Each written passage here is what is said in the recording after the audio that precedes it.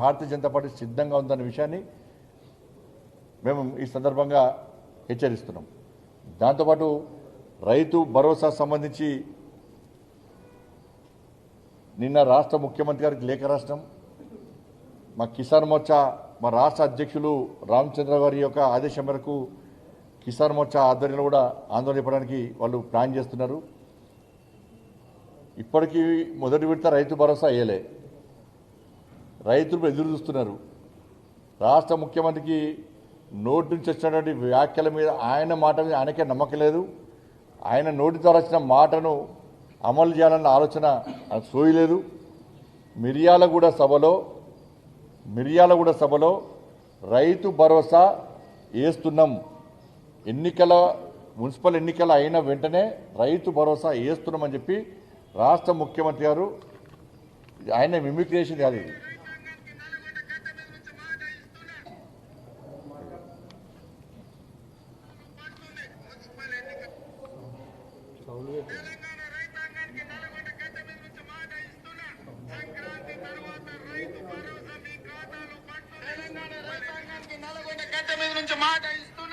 సంక్రాంతి తర్వాత రైతు భరోసా మీ ఖాతాలో పడుతుంది. మున్సిపల్ ఎన్నికలు ముగిసిన వెంటనే మీ ఖాతాలలో రైతు భరోసా నిధులు వేసే బాధ్యత రాష్ట్ర ప్రభుత్వం తీసుకుంటుంది. రైతు భరోసా 9 రోజుల్లోనే 9,000 కోట్ల రూపాయల ఖాతాలేసి రైతులకు ఒక భరోసా కల్పించింది. 9,000 కోట్ల రూపాయల ఖాతాలేసి రైతులకు ఒక భరోసా కల్పించింది.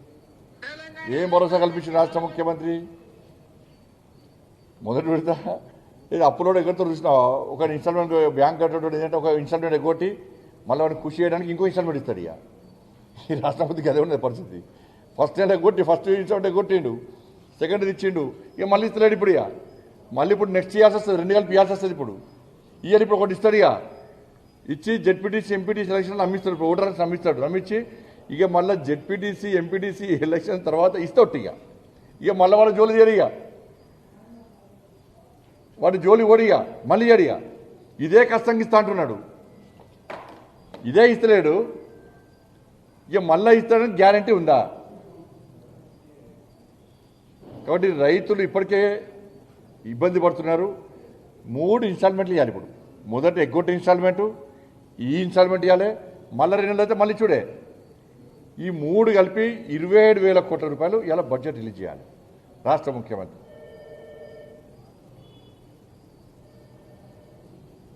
పాతది ఇయ్యాలంటే ఇప్పుడు 9,000 కోట్లకు వచ్చింది. ఇక నెక్స్ట్ ఇయ్యాలంటే ఇక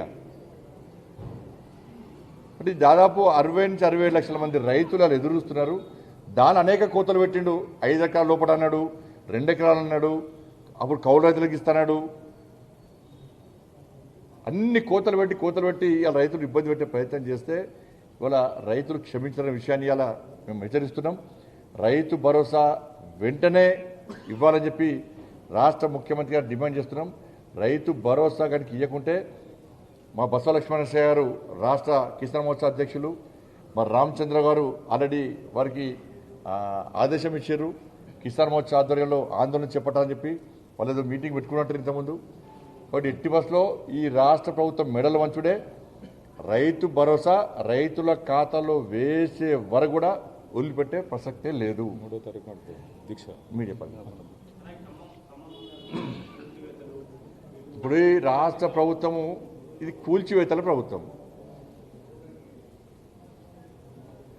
ఈ ప్రభుత్వాన్ని ఇక కూల్చేవారు కూడా ప్రజలు ఇష్టపడే పరిస్థితి లేదు. ఇలా ప్రజలు రోడ్డుకి ఎక్కేటువంటి పరిస్థితి తెలంగాణ రాష్ట్రంలో వచ్చింది.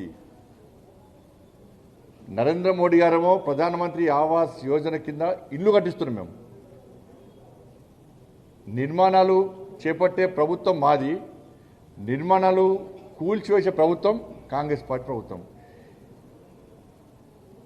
ఇలా తెలంగాణ సమాజం రిక్వెస్ట్ చేస్తున్నారు. గిన్నీస్ బుక్ ఆఫ్ రికార్డ్ ఉంటుంది కదా, వాళ్ళు వస్తే కూల్చివేతలో నెంబర్ 1 ఇది. తెలంగాణ రాష్ట్రం కూల్చివేతలో నెంబర్ 1. ఆ గిన్నీస్ బుక్ రికార్డ్ అయినాక ఆ రోజు రాష్ట్ర ముఖ్యమంత్రి గారికి కూల్చివేతల ముఖ్యమంత్రిగా సన్మానం చేయాలి. ఆయనకు సపరేట్ అవార్డు ఇవ్వాలి. కూల్చివేతల అవార్డు రాష్ట్ర ముఖ్యమంత్రికే ఇవ్వాలి. అరే ప్రజలకు ఇంత ఇబ్బంది పడుతున్నారు. హైడ్రా పేరుతో కూల్చివి, మూసి పేరుతో కూల్చివి, భూదాన్ పేరుతో కూల్చివి, మళ్ళీ ఇవాళ ఇంకోటి కూల్చివి, గుళ్ళు కూల్చబడుతుంది, ఇల్లు కూల్చబడుతుంది. ఇప్పుడు శారదాపీఠం కూల్చారు.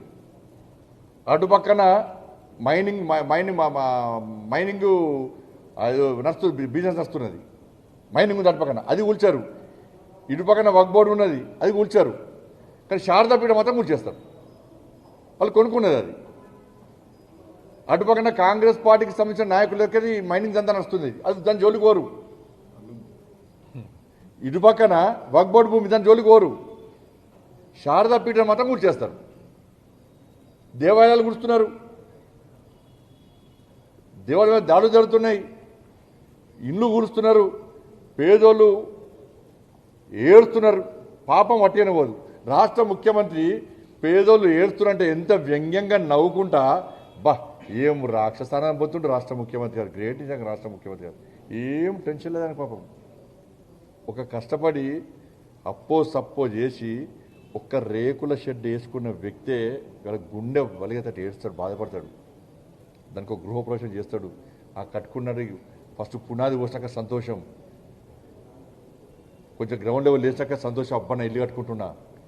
గోడలు వెనక క్యూరియస్, అబ్బా సంతోషం గోడలు లేచినాయి. స్లాబ్ వెనక అబ్బా ఒక ఇల్లు నిర్మించుకున్నా. గృహప్రవేశం చేసే రోజు ఏడ్స్తారు ఆనంద బాష్పాలతో. ఆ ఇల్లు నిర్మాణం చేపట్టినటువంటి యజమాని కళ్ళ నిలుస్తాయి. బా కష్టపడి అప్పో సప్పో చేసి బ్యాంకు లోన్ తీసుకొని ఇల్లు నిర్మించుకున్న ఒక కళ నెరవేరిందని చెప్పి ఆయన ఆనంద బాష్పాలు వస్తాయి. వాళ్ళ ఇల్లు కూల్చడానికి నీకు చేతనే రాష్ట్ర ముఖ్యమంత్రి నాకు అర్థం కాదు. నువ్వు ముఖ్యమంత్రి కాకముందు ఏమన్నావు? కేసీఆర్ ప్రభుత్వం గిట్న కూల్చింది, కూల్స్తే ఏమన్నావు? అధికారులు అనుమతి తీసుకొని ఇంటి కట్టుకున్నారు. చేతి ఎట్లా ఎట్లా కూల్చామన్నాడు. మరి నువ్వెట్లా కూల్స్తున్నావు? ఇవాళ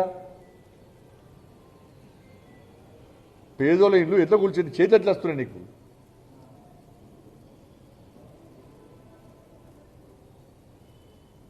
కానీ ఈ కూల్చివేతల ప్రభుత్వం మీద ప్రజలు చాలా సీరియస్గా ఉన్నారు. రాష్ట్ర ముఖ్యమంత్రి తన విధానం మార్చుకోవాలి, ఆ రాక్షసానందం పొందే విధానాన్ని మార్చుకోవాలి. ఇల్లు కట్టుకున్న వాళ్ళకు బాధ తెలుసు, పేదలో ఇల్లు కూర్చోవడం ఏంది. ఇవాళ తెలంగాణ రాష్ట్ర వ్యాప్తంగా చర్చ జరుగుతున్నది. మరి అయినా కూడా రాష్ట్ర ముఖ్యమంత్రికి కాంగ్రెస్ పార్టీ ప్రభుత్వానికి సోయలేదు. ఇంకా కొంతమంది మంత్రులు దాన్ని సమర్థించుకునే ప్రయత్నం చేస్తున్నారు. ఈ కోర్టు ఆర్డర్ ఉంది, ఆ కోర్టు ఆర్డర్ ఉంది. మరి ఎన్నికల ముందు చెప్పనుంటారు మీరు, మేము ఇల్లు కూల్చేస్తామని చెప్తే మీకు ఒక సీటు రాకపోతుండే. మీకు ఇలా రాష్ట్ర ముఖ్యమంత్రికి అంత వ్యతిరేకమే. రైతులు వ్యతిరేకమే, ఉద్యోగ వర్గాలు వ్యతిరేకమే, యువత వ్యతిరేకమే, మహిళలు వ్యతిరేకమే, తాతమ్మలు అమ్మమ్మలు వ్యతిరేకమే, విద్యార్థులు వ్యతిరేకమే, పేదోళ్ళు వ్యతిరేకమే.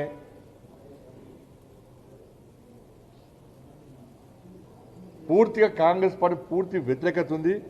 అందుకే రాష్ట్ర ముఖ్యమంత్రి మంత్రివర్గ సమావేశంలో చర్చ జరిగింది. ఏంటంటే ఈ ఒక్కసారి రైతు బంధు వేద్దాం, ఈ ఒక్కసారి రైతు భరోసా వేద్దాం, ఇక మలేషు లేదు. ఇక